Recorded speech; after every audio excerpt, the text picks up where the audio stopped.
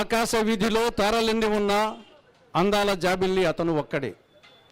ఏడాదిలోన ఎన్ని ఋతువులున్ననో వేడుక చేసే వసంతం ఒక్కటి అన్నట్టు సమాజంలో అనేక రంగాలు ఉన్నప్పటికీ వైద్య రంగానికి, ఆరోగ్య రంగానికి ఒక ప్రత్యేకత, ఒక ప్రాముఖ్యత, ఒక విశిష్టత ఉంది.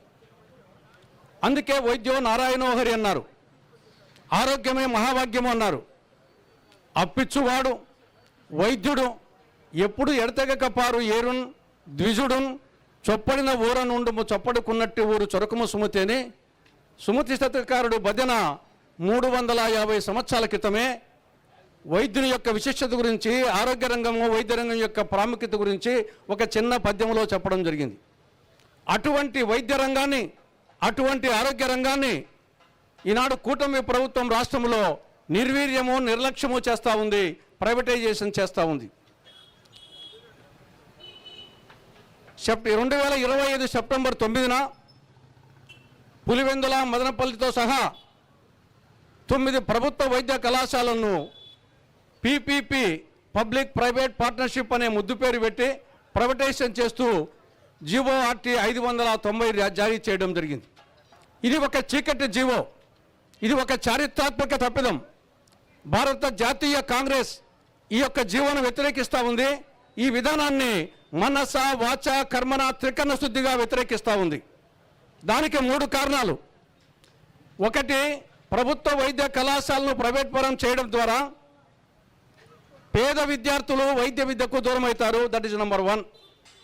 రెండవది, పేదలు ఉచిత వైద్యానికి దూరం అవుతారు. నెంబర్ 2, పేద రోగులు ఉచిత వైద్యానికి దూరం అవుతారు. నెంబర్ 2.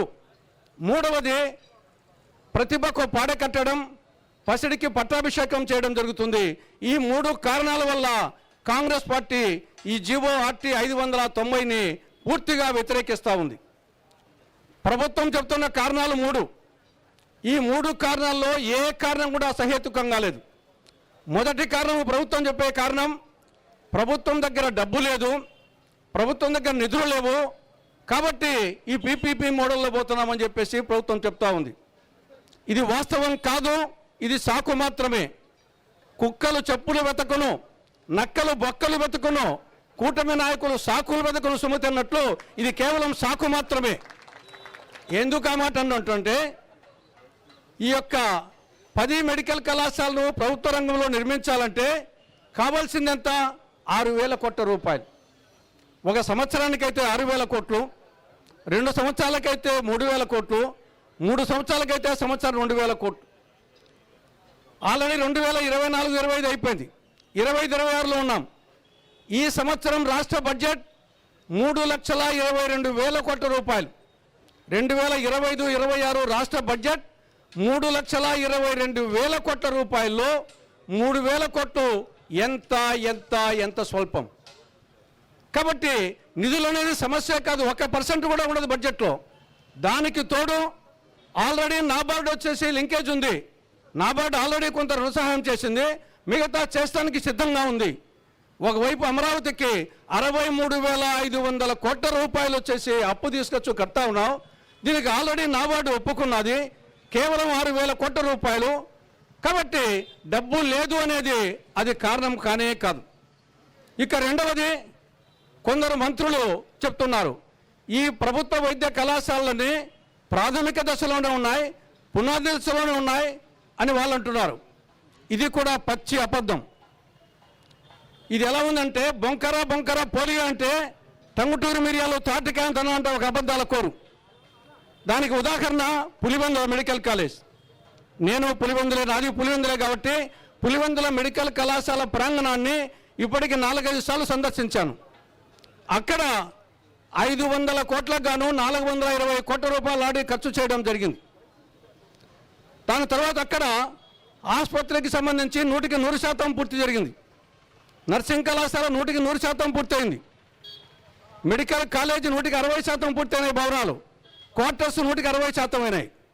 నేషనల్ మెడికల్ కమిషన్ వాళ్ళు క్షేత్రస్థాయికి వచ్చి చూసి క్లాసులు నిర్వహించవచ్చు, ఆసుపత్రి భవనాలు పూర్తి అయిపోయినాయి, నర్సింగ్ కళాశాల ఖాళీగా ఉంది, అక్కడ క్లాసులు నిర్వహిస్తూ ఉండొచ్చు, ఈ లోపల మెడికల్ కళాశాల భవనాలు పూర్తి చేయొచ్చు అని చెప్పేసి వాళ్ళు 25 ఆగస్టు 16న 50 ఎంబీబీఎస్ సీట్లు ఆల్రెడీ కేటాయించడం జరిగింది, లెటర్ ఆఫ్ పర్మిషన్ ఇవ్వడం జరిగింది. అటువంటి పరిస్థితుల్లో చంద్రబాబు ప్రభుత్వం తర్వాత సెప్టెంబర్లో ఒక లేఖ రాసిన సెప్టెంబర్ 10న ఇక్కడ ఫ్యాకల్టీ లేదు, ఇక్కడ వసతి లేదు, మాకు 50 ఎంబీబీఎస్ సీట్లు వద్దు అని చెప్పేసి నేషనల్ మెడికల్ కమిషన్కు లెటర్ రాస్తే ఎల్ఓపిని ఉపసంహరించుకున్నారు వాళ్ళు. ఇంతకంటే తిరోగమన చర్య ఏమైనా ఉంటుందా? మెడకాయ మీద తలకాయ ఉండే వాళ్ళు ఎవరైనా సరే ఇచ్చిన సీట్లు వద్దంటారా? మాకు 50 సాలవు, 100 కావాలి, 150 కావాలని అడగాల్సింది పోనిచ్చి ఇచ్చిన 50 ఎంబీబీఎస్ సీట్లు కూడా మాకు వద్దని చెప్పడం జరిగింది. పర్యవసానంగా ఆ ఒక్క మెడికల్ కళాశాలలోనే 2024-25లో 50, 2025-26లో 150, 200 ఎంబీబీఎస్ సీట్లు ఒక్క పులేంద్ర మెడికల్ కళాశాలలోనే కోల్పోవడం జరిగింది. కాబట్టి ఇది పునర్దశలో ఉన్నాయనేది ఇది ఏమాత్రం కరెక్ట్ కాదు. ఇక మూడవది, పీపీపీ అంటే ప్రైవేటైజేషన్ కాదు అంటున్నారు. ప్రైవేటైజేషన్కు ముద్దు పేరే పీపీపీ. అమ్మను మమ్మీ అన్నట్లు, నాన్నను డాడీ అన్నట్లు, కుక్కను సునకం అన్నట్లు, నక్కను జంబూకం అన్నట్లు, మా ప్రాంతంలో వేరుశనగ విత్తనాలను బాంబేలో ఇండియా బాదం అంటారు, వేరుశనగ విత్తనాలు ఇండియా బాదం. ఆ విధంగా ప్రైవేటైజేషన్కు ముద్దు పేరే పబ్లిక్ ప్రైవేట్ పార్ట్నర్షిప్ పీపీపీ. కాబట్టి ఇది భూమి గవర్నమెంట్దే, భవనాలు గవర్నమెంటే, ఇవి చాలక 2 సంవత్సరాల పాటు జీతభత్యాలు గవర్నమెంట్ ఇస్తుందంట. ఇది చాలకపోతే వయబిలిటీ గ్యాప్ ఫండ్ అని చెప్పేసి అది కూడా ఇచ్చిందంట. భూములు ప్రభుత్వానికి, భవనాలు ప్రభుత్వానికి, జీతభత్యాలు ప్రభుత్వాలకి, దీనికి చాలక వయబిలిటీ గ్యాప్ ఫండ్ అంటే సొమ్ము ఒకటిది సోకొకటిది. సొమ్ము ప్రభుత్వానిది అంటే ప్రజలది, సోకు వచ్చేసి ప్రైవేట్ వాళ్ళది. కాబట్టి ప్రైవేటైజేషన్ అనేది కూడా ఇది పీపీపీ ప్రభుత్వం చెప్పడము ఏమాత్రం కరెక్ట్ కాదు. మరి ఎందుకు జరుగుతుంది ఈ విధంగా ఎందుకు చేస్తూ ఉంది? కేవలం కాసుల కక్కుర్తి, కేవలం కమిషన్ల కక్కుర్తి, లేకుంటే దీంట్లో అర్థమేముంది? ఒక పులివెందుల మెడికల్ కాలేజ్ గురించే మిగతా అన్నిటికీ వర్తిస్తుంది. అక్కడ ఎకరా 2 కోట్లు చేస్తుంది, 2 కోట్లు మినిమం, 5 కోట్లు మ్యాక్సిమం. కొంత రేటు ఉన్నప్పుడు 5 కోట్లు పోతుంది, కొంచెం ఈ లోపల తగ్గింది కాబట్టి 2 కోట్లు. అక్కడ 2 కోట్ల రూపాయలు విలువ చేసే ఎకరా భూమిని 100 రూపాయలకి ఇస్తారట. 2 కోట్ల భూమిని 100 రూపాయలకు, 50 ఎకరాలు, 50 ఇంటూ 2 కోట్లు, 100 కోట్ల భూమిని 5,000 రూపాయలకు. ఇది ఎలా ఉందంటే కృష్ణ తులాభారంలో నారదుడు భలే మంచి చౌక బేరము మించిన దొరకదు అని చెప్పేసి ఒక పాట ఉంది, పద్యం ఉంది. ఆ విధంగా భలే మంచి చౌక బేరం అని చెప్పేసి ప్రభుత్వం వేలంకు పారుతూ ఉంది. దేని ఎందుకు పారుతూ ఉంది? కమిషన్. వాళ్ళ దగ్గర కమిషన్లు కక్కుర్తితో ఈ విధంగా చేస్తూ ఉంది. ఇదే గత ప్రభుత్వం సెల్ఫ్ ఫైనాన్స్ కింద 107, 108 జీవోలు ఇస్తే దాన్ని వ్యతిరేకించడం జరిగింది. మరి ఈరోజు మీరు చేస్తున్నది ఏమిటి? హోల్సేల్గా కాలేజీలు అమ్ముతున్నారు. కోడలికి బుద్ధి చెప్పి అత్త తెడ్డునా కిందని ఒక సామెత ఉంది. ఆ విధంగా గత ప్రభుత్వాన్ని విమర్శించి వీళ్ళు చేస్తున్నది ఏమిటి? కాబట్టి జీవో 590 ఇది ఒక చారిత్రాత్మక తప్పిదం. ఇది చీకటి జీవో. వినాశకాలే విపరీత బుద్ధి అన్నారు పెద్దలు. వినాశకాలం దాపురించింది ప్రభుత్వానికి, అందుకోసమే జీవో వచ్చింది. పోగాలము దాపురించిన వాడు హితుల వాక్యము, అరుంధతిని, దీప నిర్వాణ గంధము వినడు కనడు మూర్ఖనుడని మిత్రలాభంలో పరవస్తు చిన్నేశ్వరి గారు అంటారు. ఆ విధంగా ఈ ప్రభుత్వానికి పోగాలం దాపురించే ఈ జీవో ఇచ్చింది. మరొక్కసారి హెచ్చరిస్తున్నాను, ఒక్కసారి కనీసం తెలుగుదేశం పార్టీ వ్యవస్థాపక అధ్యక్షుడు ఎన్టీ రామారావు గారి ఆత్మ కోసమైనా సరే మీరు వచ్చేసి జీవోను ఉపసంహరించుకోండి. ఎందుకంటే ఎన్టీ రామారావు గారు 1982, 83లోనే ఆయన్నే మెడికల్ కళాశాలలో క్యాపిటేషన్ ఫీజును వ్యతిరేకించాడు. కనీసం మీ పార్టీ వ్యవస్థాపక అధ్యక్షుడు ఎన్టీ రామారావు గారి ఆత్మ శాంతి కోసమైనా సరే ఆ జీవో ఉపసంహరించుకోమని చేస్తున్నాను. లేదా రాబో విపత్కర పరిణామాలు చెప్తున్నాను. తప్పు చేయటం మానవ సహజం, సర్దిద్దుకుంటే విఘ్నుల లక్ష్యం, అలాగే ముందుకు పోవటం మూర్ఖత్వం.